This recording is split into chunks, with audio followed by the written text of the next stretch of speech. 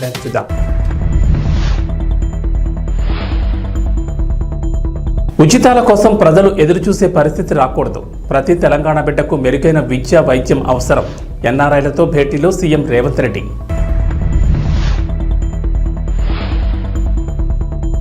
ఏపీలో వాలంటీర్లకు మరో షాక్. సాయంత్రం వరకు సర్కార్ డెడ్లైన్, వెంటనే వాటిని తొలగించాలని ఆదేశం.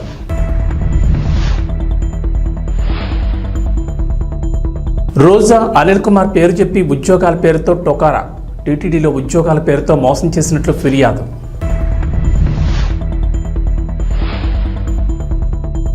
తెలంగాణకు వర్ష సూచన. పలు జిల్లాల్లో మోస్తరు వర్షాలు, భారీ వర్షాలకు ఛాన్స్ లేదన్న వాతావరణ శాఖ.